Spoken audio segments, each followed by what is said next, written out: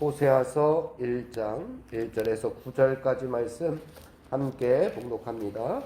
우시야와 요담과 아하스와 히스기야가 이어 유다 왕이 된 시대 곧 요아스의 아들 여로보암이 이스라엘 왕이 된 시대에 부엘리의 아들 호세아에게 임한 여호와의 말씀이라.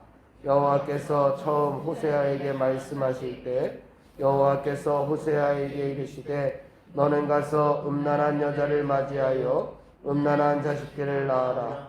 이 나라가 여호와를 떠나 크게 음란하니라. 이에 그가 가서 디블라임의 딸 고멜을 맞이하였더니 고멜이 임신하여 아들을 낳으매 여호와께서 호세아에게 이르시되 그의 이름을 이스라엘이라 하라. 조금 후에 내가 이스라엘의 피를 예후의 집에 갚으며 이스라엘 족속의 나라를 해할 것임이니라. 그날에 내가 이스라엘 골짜기에서 이스라엘의 활을 꺾으리라 하시니라. 고멜이 또 임신하여 딸을 낳으매 여호와께서 호세아에게 이르시되 그의 이름을 로루하마라 하라. 내가 다시는 이스라엘 족속을 긍휼히 여겨서 용서하지 않을 것임이니라. 그러나 내가 유다 족속을 긍휼히 여겨 그들의 하나님 여호와로 구원하겠고 활과 칼이나 전쟁이나 말과 마병으로 구원하지 아니하리라 하시니라. 고멜이 노루하마를 젖된 후에 또 임신하여 아들을 낳으매 여호와께서 이르시되 그의 이름을 로암미라 하라. 너희는 내 백성이 아니요 나는 너희 하나님이 되지 아니할 것임이니라. 아멘. 오늘부터는 호세아의 말씀을 살펴보고자 합니다. 1월 한 달 동안 주일에 담임 목사님께서 설교를 누가복음에 나오는 탕자의 이야기, 탕자의 비유에 관해서 계속해서 설교를 해 주실 텐데, 탕자도 아버지에게 돌아오는 이야기이고 이 호세아 선지자의 글도 여호와께로 돌아오라 라고 하는 것이 주제입니다. 6장에 가게 되면은 주제가 나오게 되는데 6장 1절에 보니까 오라 우리가 여호와께로 돌아가자 라고 하는 말씀이 있습니다. 이 구절이 어떻게 보면 호세아서의 전체 주제다라고 할 수가 있습니다. 오라 우리가 여호와께로 돌아가자. 아버지께로 돌아간 탕자의 비유에서 아버지께로 돌아갔더니 아버지께서 잔치를 베풀어 주십니다. 우리들도 하나님께로 돌아갈 때, 하나님께 돌아갈 때 비로소 하나님께서 우리를 위해서 잔치를 베풀어 주실 것이다. 그러나 여호와께로 돌아가지 아니하면 어떻게 되는지에 대해서도 상세하게 설명해 주고 있습니다. 이 호세아 선지자는 어떻게 보면 우리 예레미야 선지자는 남유다의 멸망을 예언했던 선지자라면 북이스라엘의 주전 722년에 아수르에 의해서 멸망을 당하는 북이스라엘의 멸망을 예언했던 하나님의 심판을 계속해서 선포했던 그러한 예언자가 바로 이 호세아입니다. 여호와께로 돌아오라 계속해서 호세아 선지자가 하나님의 말씀을 선포했지만 끝내 여호와께로 돌아오지 않았던 북이스라엘의 백성들은 그래서 멸망을 당하게 되는데 이 호세아 선지자가 북이스라엘의 마지막 선지자입니다. 그러니까 마지막 선지자라고 한다면 북이스라엘이 멸망할 때까지 주전 722년 아수르에 멸망할 때까지 호세아가 백성들에게 끝까지 하나님의 말씀을 전했던 선지자입니다. 이 호세아 선지자가 활동했던 당시가 어느 왕 때인지는 1절 말씀에 오늘 보게 되면은 요아스의 아들 여로보암이 이스라엘 왕이 된 시대에 라고 이야기하고 있습니다. 여로보암 2세 때의 일입니다. 이때 어떻게 보면은 북이스라엘의 국력이 가장 강했던 시기가 여로보암 2세 때입니다. 북이스라엘이 가장 잘 나갔던 때가 바로 이 여로보암 왕 때입니다. 최전성기를 달리던 때입니다. 물질적으로도 가장 풍요로웠던 시대가 바로 이 여로보암 왕 시대였습니다. 이때로부터 약 30년 후에 이제 북이스라엘이 멸망을 하게 되는데, 이렇게 경제적으로 가장 풍성한 시기를 겪을 때에 종교적으로는 어떠한 모습을 보였느냐? 가장 열심이고 가장 헌신적인 모습이었으면 좋았을 걸. 경제적으로 가장 풍요로웠던 이 여로보암 시대 때에 종교적으로는 가장 타락하여 우상을 섬겼던, 그래서 가장 타락했던 시대가 바로 이 여로보암 왕 시대입니다. 오늘 호세아 선지자에게 하나님께서 결혼을 하라고 합니다. 그런데 누구랑 결혼하라고 이야기하느냐? 2절 말씀에 보게 되면은 여호와께서 처음 호세아에게 말씀하실 때 하나님께서 호세아에게 말씀하셨어요. 여호와께서 호세아에게 이르시되 너는 가서 음란한 여자를 맞이하여 음란한 자식들을 낳으라 라고 이야기하십니다. 하나님께서 호세아를 불러서 너 결혼을 하는데 음란한 여인을 만나서 음란한 자식들을 낳으라고 이야기를 합니다.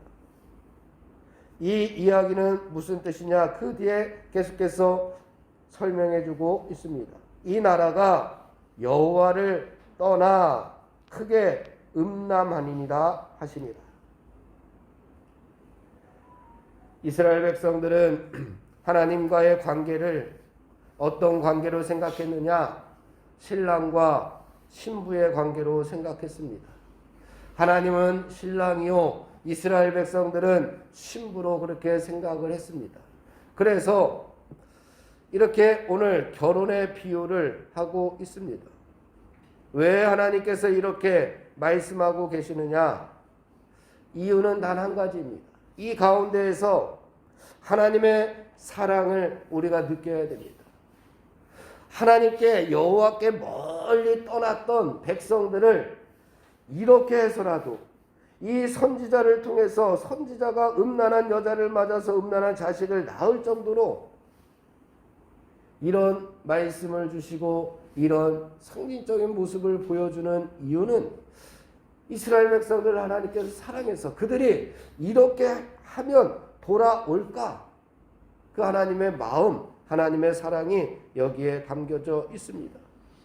너의 죄악이 정말 크지만 그래도 너가 돌아오면 내가 너를 사랑하겠다라고 하는 것을 깨우쳐주고 있습니다. 이 음란한 여인은 고멜이 됩니다. 고멜이 음란한 여인이라 호세아랑 결혼을 하는데, 결혼한 다음에 우리가 호세아 내용을 알듯이 고멜이 결혼을 한 다음에도 음란한 일을 버리지 못하고 계속해서 신랑 호세아를 떠나서 도망가서 신랑을 버려두고 도망가서 음란한 일을 계속해서 하게 됩니다. 다른 남자들을 계속해서 만나게 됩니다. 이 비유를 통해서 이스라엘 백성들이 이런 모습이다. 지금 하나님과 이스라엘 백성들이 결혼을 해서 평화롭고 즐겁고 행복한 삶을 누려야 되는데, 가정생활을 꾸려야 되는데 자꾸만 신부된 백성들이 하나님을 떠나서 도망가서 예전에 하던 죄악된 모습들을 계속해서 버리고 있는 모습. 그래서 하나님께서는 가서 찾아와서 또 이스라엘 백성들은 도망가고, 하나님은 또 찾으러 가서 또 찾아오고, 또 고멜은 또 도망가고, 이런 반복적인 내용들이 나오게 됩니다.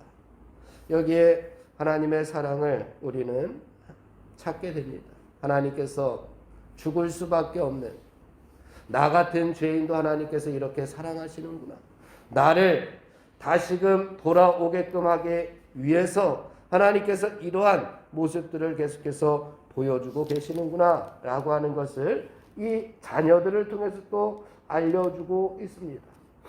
고멜을 맞이해서 고멜에게서 아들을 낳았는데 그 아들의 이름이 4절 말씀해 보니까 우리 4절 말씀 함께 봉독해 보겠습니다. 4절입니다. 시작. 여호와께서 호세아에게 이르시되 그의 이름을 이스르엘이라 하라. 이스르엘이 태어나게 됩니다. 이스르엘이 어떠한 뜻인지 그 뒤에 한번 읽어보겠습니다. 조금 후에 내가 이스라엘의 피를 예후의 집에 갚으며 이스라엘 족속의 나라를 해할 것입니다. 이스르엘이라고 하는 뜻이 무슨 뜻이냐? 하나님께서 흩어버리시겠다라고 하는 뜻을 갖고 있습니다. 하나님께서 흩어버리시겠다. 이것은 심판에 관한 내용입니다. 그러나 이스라엘의 또 다른 뜻이 하나 있는데 하나님께서 심으시겠다라고 하는 뜻도 있습니다. 흩어 뿌리는데 흩어버리다라고 할 때에 씨를 심다, 씨를 심을 때에 씨를 흩어 심는 모습이 나타나지만 여기에서의 뜻은 하나님께서 흩어버리시겠다, 하나님께서 멸하여 버리시겠다, 하나님께서 버려버리시겠다라고 하는 뜻을 가지고 있습니다. 이 첫째 아들이 태어났을 때에 이스르엘이라고 하는 이름을 주었습니다. 그런데 두 번째는 또 딸이 태어나는데 6절 말씀을 함께 봉독합니다. 시작. 고멜이 또 임신하여 딸을 낳음에 여호와께서 호세아에게 이르시되 그의 이름을 노루아마라 하라. 내가 다시는 이스라엘 족속을 긍휼히 여겨서 용서하지 않을 것임이니라. 노루하마라고 하는 딸 이름이 적혀져 있습니다. 이 뜻은 어떤 뜻이냐? 그 뒤에 나와 있는 뜻입니다. 내가 하나님께서 긍휼히 여기지 아니하겠다 라고 하는 뜻을 가지고 있습니다. 하나님께서 긍휼히 여기지 아니하겠다. 더 이상 봐주지 않겠다. 더 이상 사랑하지 않겠다. 더 이상 용서하지 않겠다. 하나님께 더 이상 돌아오지 않으면, 여호와께로 돌아오지 않으면 더 이상 용서하지 않을 것이고 긍휼히 여기지 않을 것이다 라고 하는 뜻의 딸이 또 태어납니다. 그리고 마지막으로 셋째인 아들이 하나 또 태어나는데 9절 말씀 함께 봅니다. 9절 시작. 여호와께서 이르시되 그의 이름을 로암미라 하라. 너희는 내 백성이 아니요 나는 너희 하나님이 되지 아니할 것임이니라. 로암미라고 하는 아들이 태어나는데 이 아들의 이름의 뜻은 그 뒤에 있는 내용입니다. 너희는 내 백성이 아니다. 너는 내 백성이 아니다. 그 전까지는 하나님의 백성이었습니다. 그 전까지는 하나님과 결혼한 상태였습니다. 그런데 이제는 하나님께서 너는 내 백성이 아니야. 너는 나의 사람이 아니야. 라고 이렇게 말씀하십니다. 하나님과의 관계가 산산이 깨어졌다라고 하는 것을 이야기하고 계십니다. 그래서 하나님께서는 임마누엘의 은혜를 거두시겠다. 너는 내 백성이 아니다. 하나님의 백성에게 있어서 이것보다 더 큰 저주는 아마 없을 겁니다. 너는 내 백성이 아니야. 넌 내 자식이 아니야. 라고 하는 저주보다 더 큰 저주는 없을 것이지. 하지만 돌아온다면 문제는 달라집니다. 그래서 이제 10절 이하의 말씀이 참으로 중요합니다. 10절 시작을 어떻게 하죠? 그러나 라고 시작합니다. 내일 살펴볼 내용인데 그러나 우리가 이전의 삶은 이러한 삶이었습니다. 하나님을 떠난 삶이었고 하나님께서 심판하셔서 흩어버려진 삶이었고 하나님께서 긍휼히 여기지 못하는 삶의 모습이었고 너는 내 백성이 아니다. 너는 내 자식이 아니다. 라고 할 정도의 삶을 살았던 우리 같은 죄인들. 하지만 이제 10절 이하에서 하지만 돌아오기만 한다면 하나님께서 이름의 반대 의미를 우리에게 주시겠다라고 말씀합니다. 사랑하는 성도 여러분, 하나님께 돌아가시기를 간절히 바랍니다. 죄악된 자리를 박차고 일어나서 은혜의 자리로 돌아가시기를 간절히 바랍니다. 그러면 하나님께서 이스라엘, 원래의 뜻인 이스라엘, 하나님께서 함께 하셔서 내가 너를 위해서 싸워주시겠다. 이스라엘의 하나님께서 우리와 함께 하심으로 말미암아서 우리가 날마다 승리하는 복을 누리게 되시기를 주님의 이름으로 축원을 드립니다. 기도하겠습니다. 하나님 아버지, 우리 자신들의 모습을 다시 한번 되돌아봅니다. 나의 삶의 자리를 다시 한번 되돌아봅니다. 자리를 박차고 일어나 하나님께로 돌아가야 할 죄악된 모습들은 없는지 이 시간 다시 한번 우리의 자신을 되돌아보며 하나님 용서를 구합니다. 하나님의 사랑을 구합니다. 하나님의 긍휼하심을 구합니다. 하나님 우리를 다시금 받아주시고 하나님 품에서 영원히 살아가는 복을 누리게 하여 주시옵소서. 예수님의 이름으로 기도하옵나이다. 아멘. 우리 합심하여 기도하고 개인 기도하고 돌아가겠습니다. 우리 2022년 죄악된 자리를 박차고 일어나 우리 새해에는 은혜의 자리로 돌아가게 하여 주옵소서. 또한 새해에는 하나님과 깨어진 관계를 더욱더 회복하게 하여 주옵소서. 김희동 권사님이 하루속히 의식을 회복할 수 있도록 치유하여 주옵소서.